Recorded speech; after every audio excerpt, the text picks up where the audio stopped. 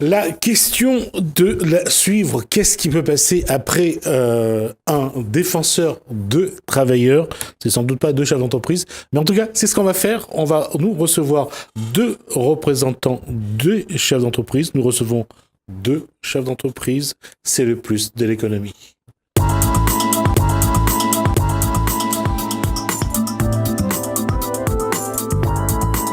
Alors, ça va devenir un rendez-vous avec, bien sûr, lui, chef d'entreprise. Bonsoir, Giro Payette. Bonsoir. Et c'est lui qui choisit son invité. Et son invité ce soir s'appelle Loïc Virasamy, un jeune de Saint-André, qui a donc repris l'entreprise de ses parents. Et je pense que c'était une opportunité pour qu'il vienne nous expliquer dans quelles conditions, sur quelle motivation qu'il a repris l'entreprise de ses parents. Je pense que c'est un bel exemple. Alors, bonsoir Loïc Virasamy. J'allais dire, aujourd'hui, reprendre l'entreprise, c'est aussi une garantie qu'il y a déjà un travail de fait. Il n'y a pas à aller chercher la clientèle, le réseau est en place. Et par contre, il faut travailler. Ah oui, bien sûr, il faut travailler parce que les parents ont mis quand même un petit patrimoine en place. Ils ont leurs clients sont fidélisés. Moi, de mon côté, je continue à fidéliser leurs clients. Au début, c'était pas facile parce que c'est un jeune qui reprend une entreprise. Il y a de l'expérience de la part des parents, mais les clients n'ont peut-être pas confiance à ce jeune-là. Donc, j'ai été quand même accompagné par mes deux parents qui continuent à m'aider à l'heure actuelle. Et c'est un beau métier. Moi, je conseille aux jeunes, il y a toujours du travail, il y a toujours des voitures qui sortent tous les jours, qui se vendent bien. Donc, notre travail, même si ça va évoluer dans le temps, on aura toujours du travail. Je crois peut-être dans la conception même de la gestion de l'entreprise entre la génération de Giro Payette et la génération de Virasamy, le regard, la façon, la méthode, le concept de gestion est la même ou bien l'évolution est systématique? Dans la gestion, il y a toujours des points d'évolution, mais la base reste pareille. Et c'est vrai que la première des choses avant de reprendre une entreprise, là Loïc pourra témoigner, va pouvoir nous dire dans quelles conditions la transmission a pu être faite. Mais le processus est le même. Sur la gestion du personnel, le code du travail a évolué, donc le chef d'entreprise aussi a l'obligation de s'informer sur tous les éléments de changement. Sur le côté gestion, très souvent, ils ont en partenariat avec un expert comptable, donc ils sont suivis de près par un expert comptable. Et après tous les aspects, allons dire marketing, commercial, je crois que là, il faut vraiment le coup de patte du chef d'entreprise, et avec l'ensemble de son personnel. Comme il disait tout à l'heure, Loïc, ses parents ont monté une entreprise, il y avait des clients fidèles. Le principal était de conserver cette clientèle-là, continuer à la fidéliser, et ça, c'est un élément important, parce que c'est le fonds de commerce de l'entreprise. Il s'agit là de le préserver dans les meilleures conditions. Mais globalement, pour répondre à la question, le principe de l'environnement, de la gestion d'une entreprise, c'est vrai qu'on pousse vers la simplification aujourd'hui, mais la base est la même. Donc là, il faut dire aussi aux chefs d'entreprise, ce que doit faire Loïc d'ailleurs. Nous, on les encourage en tant que, allons dire, des anciens chefs d'entreprise, on est toujours dans le circuit, bien évidemment. On doit apprendre tous les jours et il ne faut pas hésiter à se former. La formation est un atout important dans l'évolution de l'homme, dans l'évolution professionnelle, dans son environnement de tous les jours. Donc, je pense que là-dessus, c'est un élément important. Donc, Loïc pourra certainement nous dire si il fait des formations, dans quelles conditions, sur quelle branche il veut se perfectionner, sachant qu'il y a des éléments pour ça. Sûr. Alors, combien de salariés déjà ? On est à 2 salariés. C'est une petite entreprise, mais ça fonctionne quand même assez Quelle bien. formation au départ pour devenir garagiste ? Alors, comme c'était un garage automobile, j'ai fait de la mécanique automobile, un bac pro. Ensuite, j'ai fait une formation de système embarqué électronique, parce que maintenant, de nos jours, les voitures, c'est complètement bourré d'électronique. Donc, sans cette formation-là, je pense que je ne pourrais pas travailler. C'est-à-dire que c'est déjà totalement révolu le temps de la 205 et de la R5 ? Quasiment. On va dire tous les jours, c'est des voitures où il faut brancher l'appareil de diagnostic. Sans appareil de diagnostic, on ne pourrait pas fonctionner en termes de mécanique. Alors, ces formations-là, tu as suivi ça avec quel organisme de formation? Est-ce que c'est fait localement, sur le plan national? Est-ce que tu as participé à des salons professionnels? On aimerait connaître ton expérience dans ce domaine. J'ai participé au salon de l'automobile Équipe Auto pour découvrir les nouveaux outils, pour travailler dessus, parce que la caisse à outils et juste un petit appareil de diagnostic, des fois, c'est pas suffisant. Donc, pour découvrir les nouveaux outils qui sortent, parce que tous les jours, ça évolue. Et pour ma formation, je l'ai fait à La Réunion, au lycée Georges Brassens pour le bac professionnel. Ensuite, à l'URMA de Saint-Pierre. Donc là-bas, j'ai fait une formation de 1 an pour le système électronique embarqué.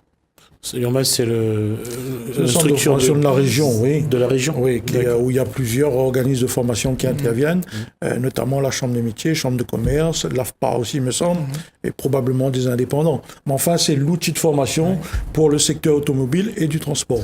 Et je continue toujours à me former. Là, je viens d'acheter un appareil de diagnostic et mon fournisseur, lui, me propose des formations assez récurrentes. Donc, il me propose aussi, si j'ai un thème à aborder, et il fait une formation aussi dessus. Une question d'actualité. 200 points de contrôle maintenant sur une voiture.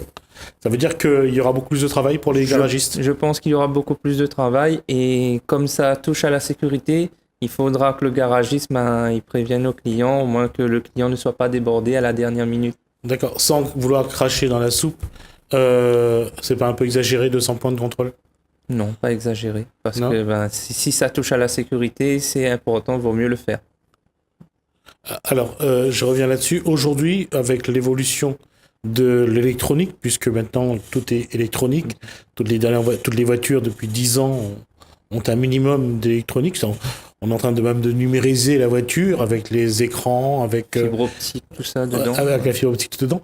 Ça veut dire que aujourd'hui, le mécanicien n'apprend plus seulement la mécanique, mais rentre carrément dans tout ce qui est, j'allais dire, électrotechnique et le numérique. Un bon mécanicien, maintenant, il doit être aussi un bon électricien. S'il ne touche pas à la partie électricité, il est quasiment dépassé, on va dire.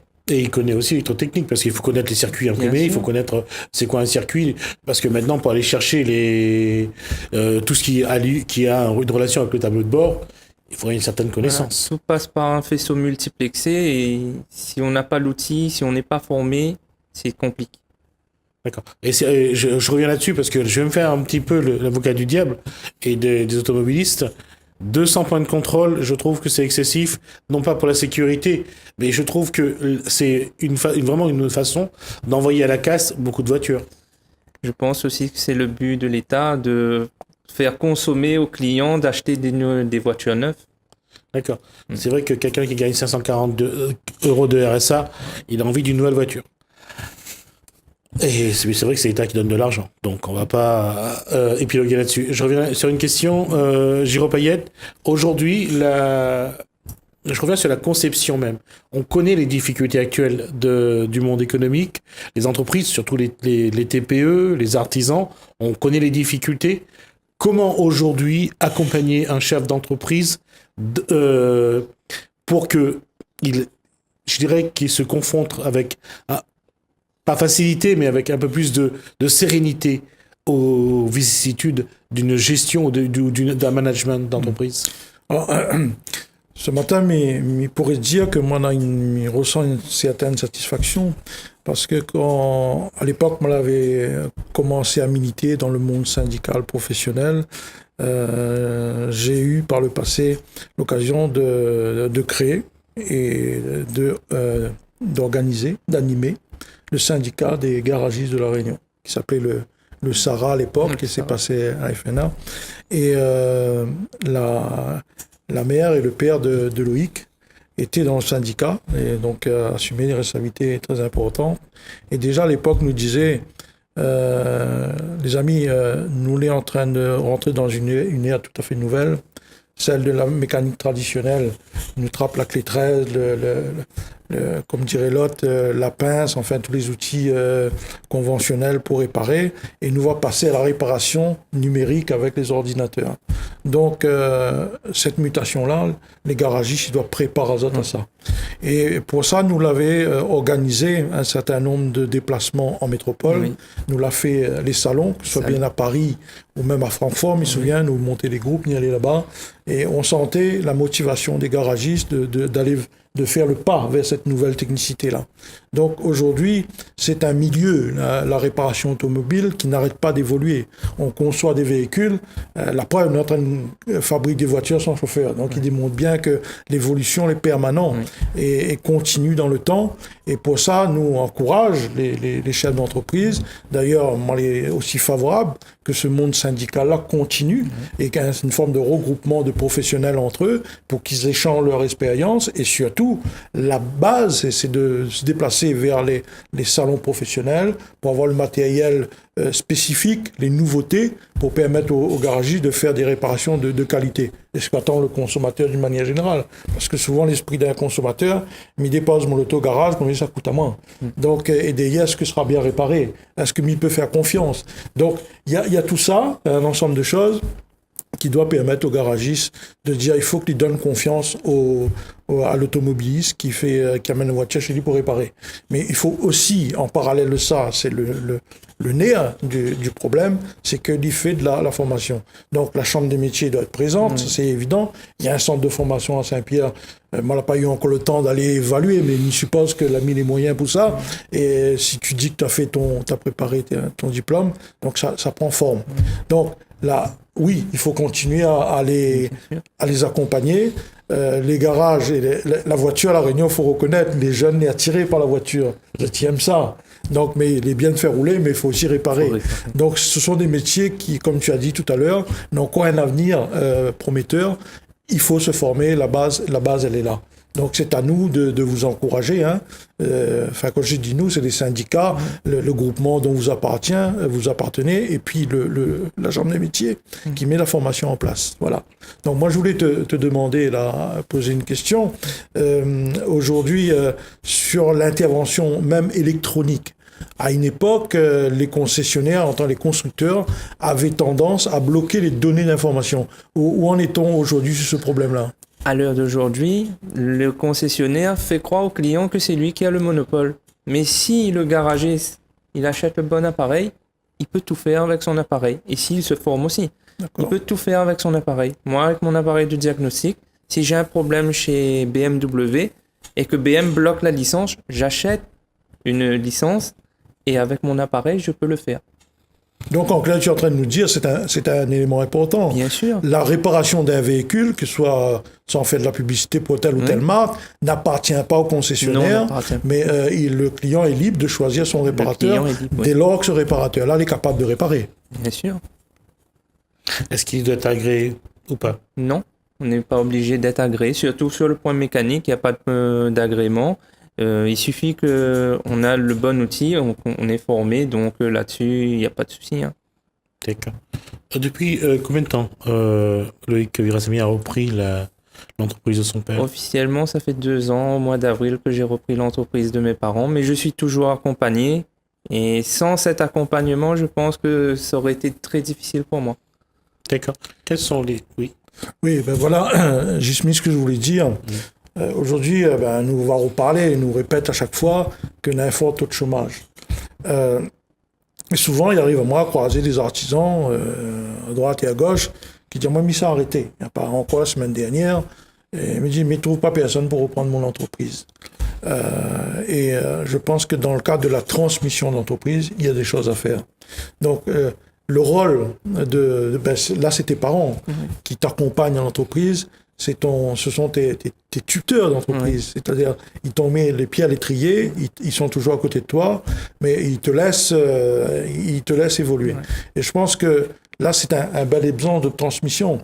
Et je pense que les artisans ceux qui pensent arrêter aujourd'hui, doivent s'adresser à la Chambre des métiers, qui un peu regroupe un peu les doléances des uns et des autres, et devrait s'investir davantage à proposer des entreprises à reprendre.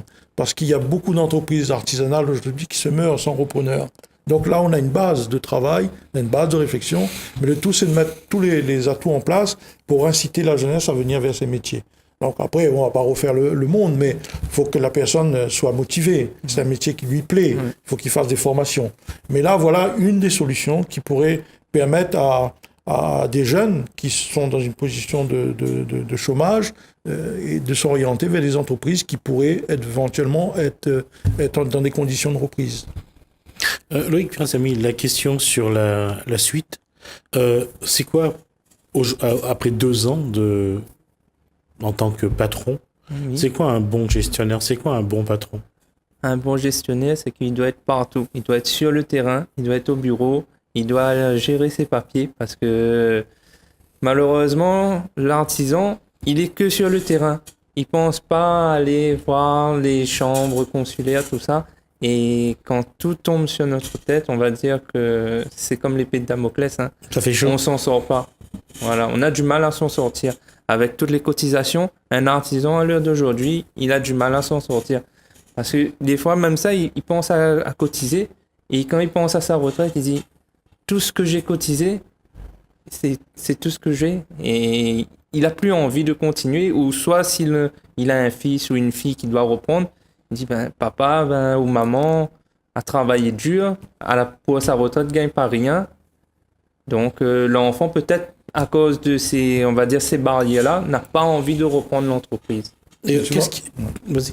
Non, mais je dis là, par rapport aux émissions précédentes, on a abordé la question des lourdeurs des charges sociales. Là, on a un bon témoignage. Un frein. Ouais, c'est un frein. Donc, tu as la volonté, tes parents t'ont donné un outil de travail, mais tu sais que ça constitue un handicap. Ouais. Et les autorités doivent prendre conscience de ça. Et je reviens à ce que je disais, c'est comment aujourd'hui anticiper les problèmes ou comment bien les gérer, comment à ton âge, parce que tu restes quelqu'un de jeune, comment faire pour à bien appréhender le contexte, savoir que de toute façon ces problèmes-là sont inhérents, sont liés à toute gestion d'entreprise, au monde économique.